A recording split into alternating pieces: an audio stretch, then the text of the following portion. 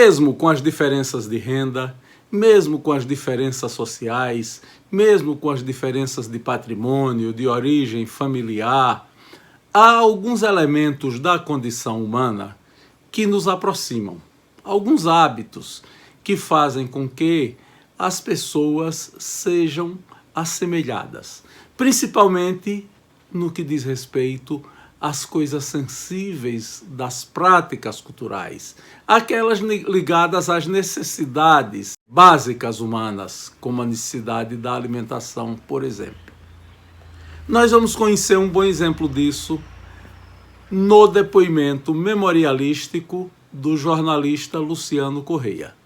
Ele nos fala da sua vida na cidade sergipana de Macambira, dos hábitos à mesa de sua família, e nós vamos ver como isso se assemelha a tantas famílias de nordestinos brasileiros, independente da renda, independente da condição social de cada um.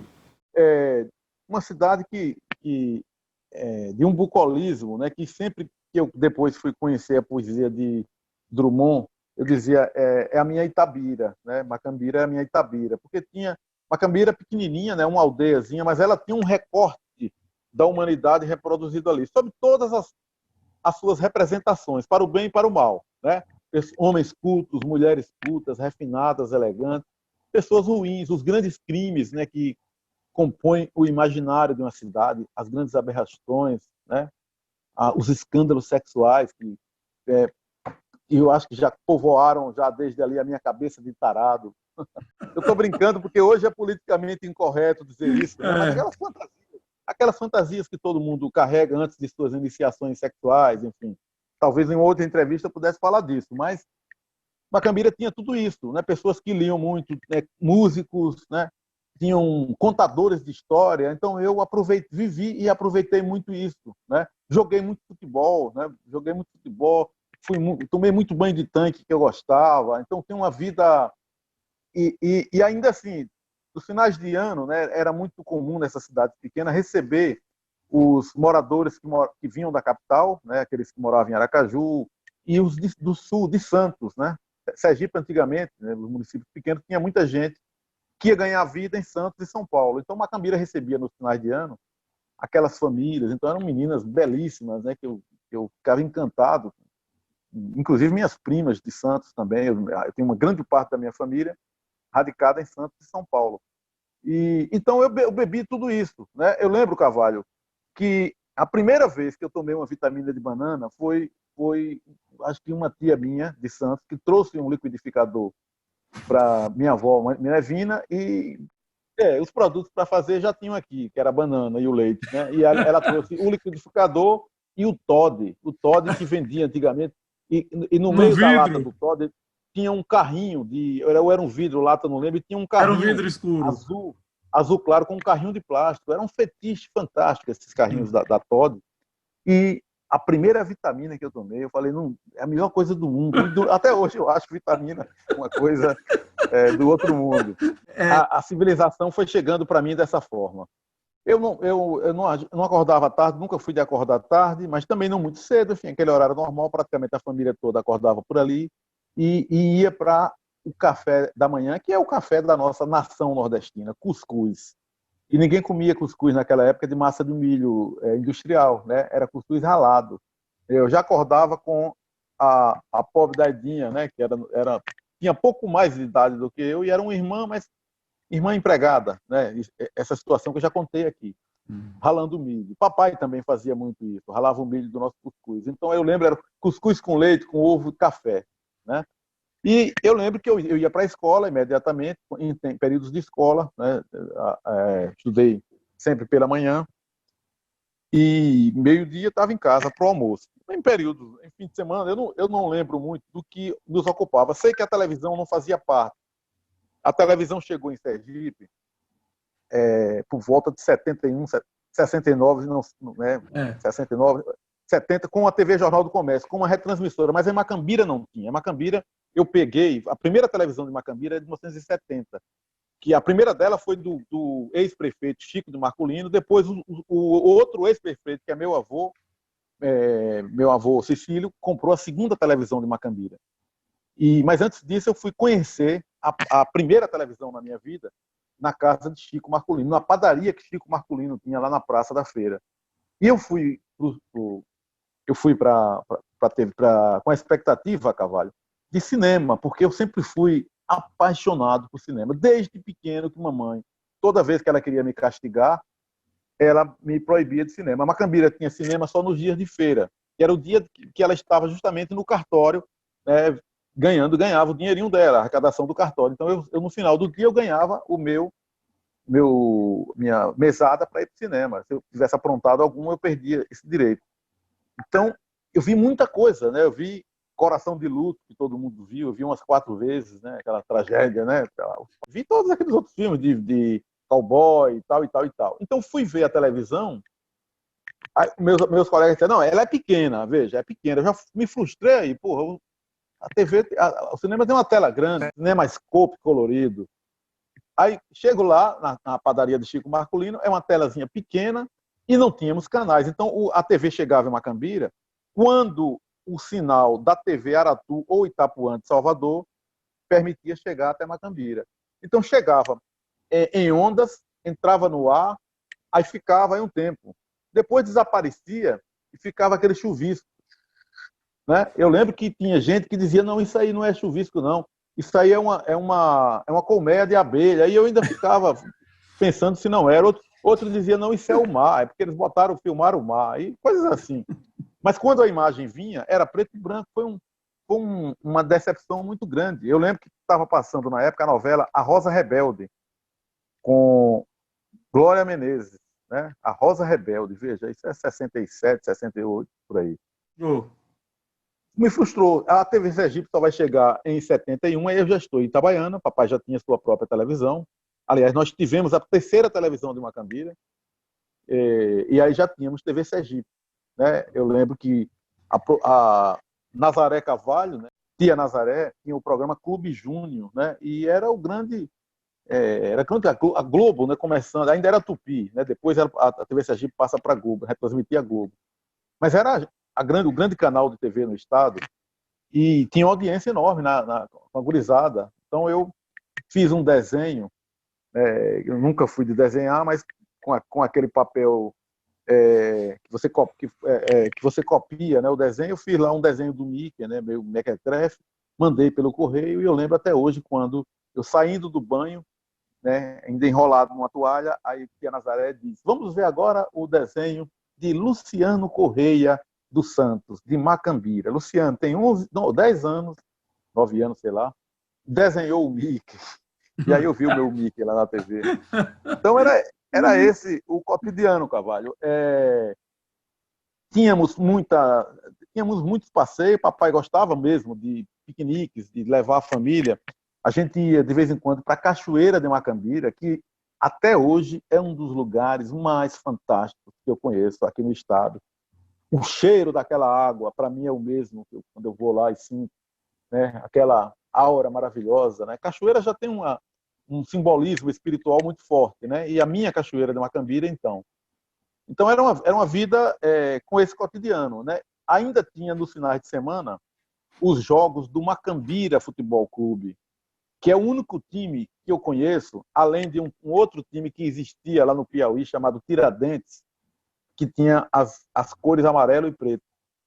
Né? Fora do Brasil tem times assim. O Penharol tem essa cor, o Penharol do Uruguai. Né? Então o Macambira tinha amarelo e preto, e o Macambira bem que batia umas, apanhava e batia. Né? Eu lembro que os times de Itabaiana, os times amadores de Itabaiana que jogavam lá, de vez em quando tomava os porra. E da alegria das pessoas, né? E tinha uma torcida forte para assistir esses jogos. Né? Tenho muita saudade do Macambira. Nunca houve tentativas de disrupções desde cedo. Nunca houve assim, esse tipo de rebeldia. A família era muito unida, mas por um laço que não era... A liga não era autoritária. Papai nunca precisou impor. Papai tinha assim, ele não permitia palavrões, né? Eu que era mais falador, eu sempre fui muito conversador, né? Às vezes, se passasse um pouquinho do tom, aí ele corrigia. Não podia, né? Por exemplo, a palavra porra, né? Até hoje tem família que proíbe, imagine naquela época. Então não falava, eu falava na rua, mas não falava em casa.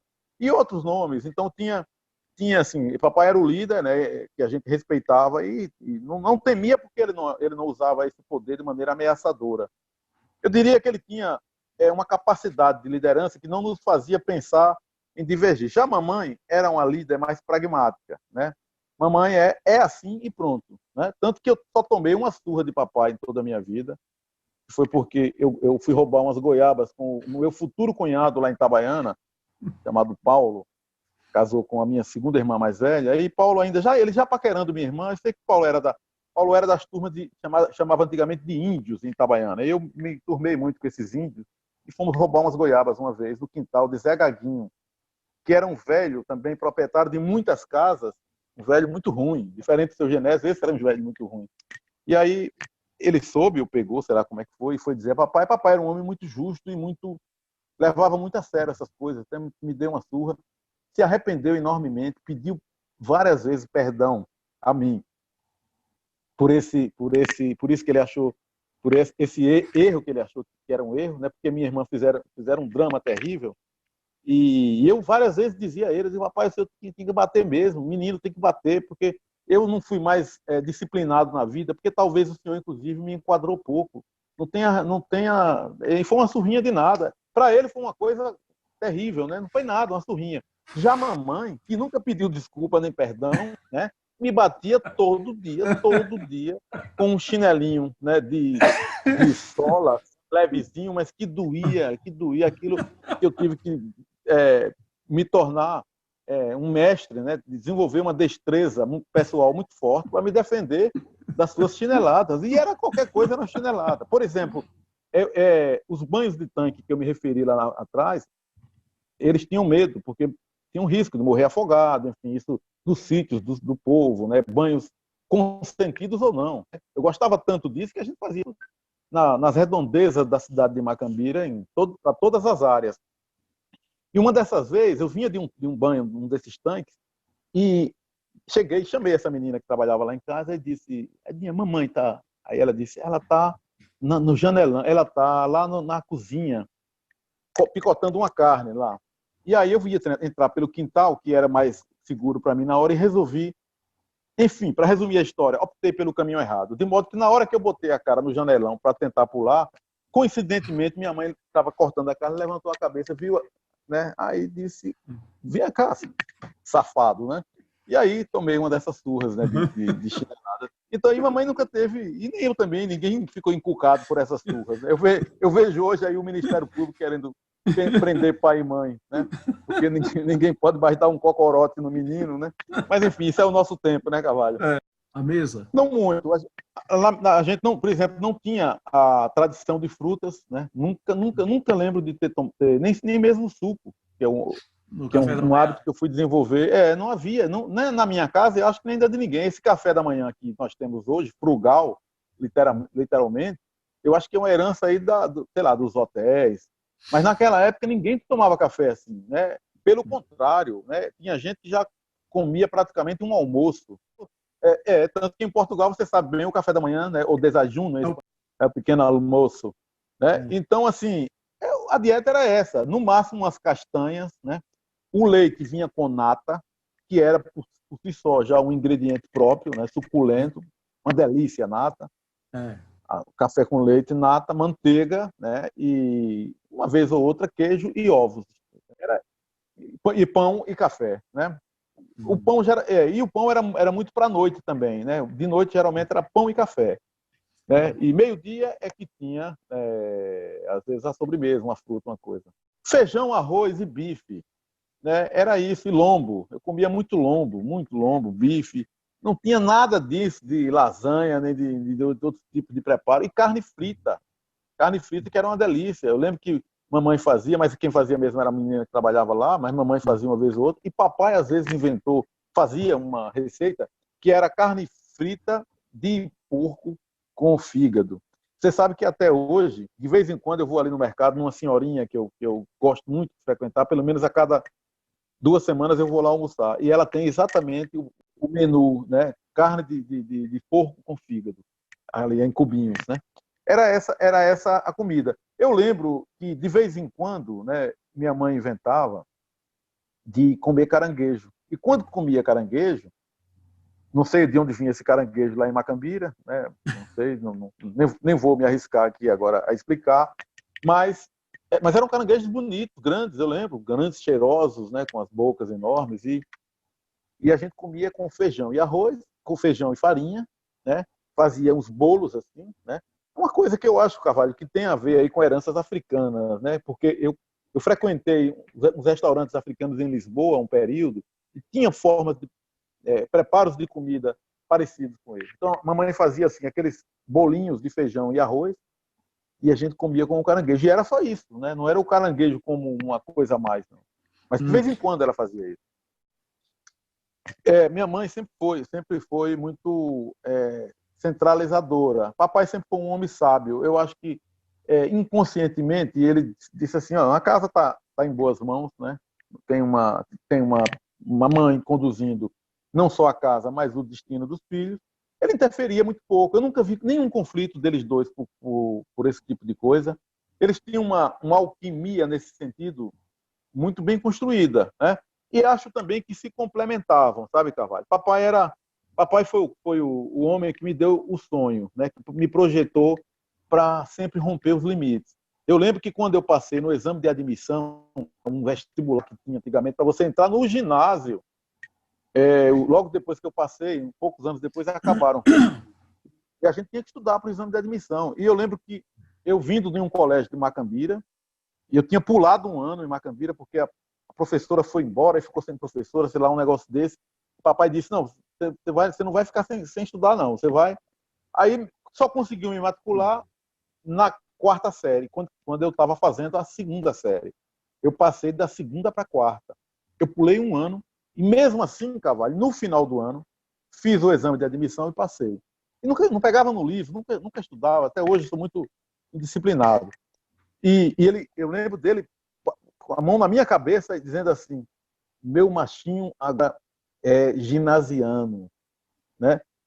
E daí você vê a importância, né? O menino, né? Eu era o único filho, ele dizia assim: meu machinho, a importância que ele dava a ser ginasiano, né? Porque ele mesmo teve que parar. Ele foi menino pobre lá em Carira, nossa. E quando foi para São Paulo, ele estudou, chegou até o científico, naquela época quase como um nível superior.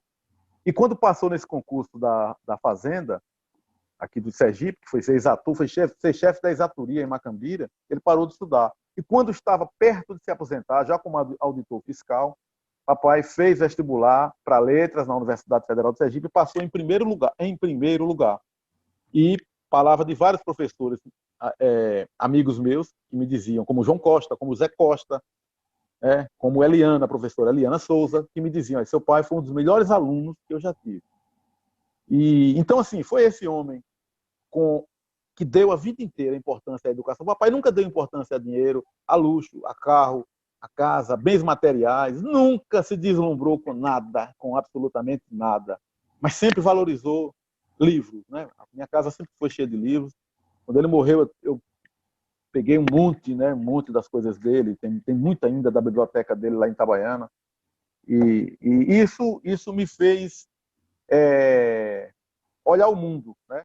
Ele mantinha esse mercenato, vou chamar assim, desses filhos que ele foi adotando por aí, filhos para receber um presente, que eu digo, de livros. Cauê, nosso publicitário conhecido, jornalista, foi meu colega de república também aqui, quando eu fiz engenharia. Cauê fez engenharia química também, fomos colegas, inclusive. Papai ia muito na República me ver, e Cauê também foi presenteado com algumas coisas, livro de poesia, né? Papai sempre teve o luxo, papai sempre achou livro o grande presente.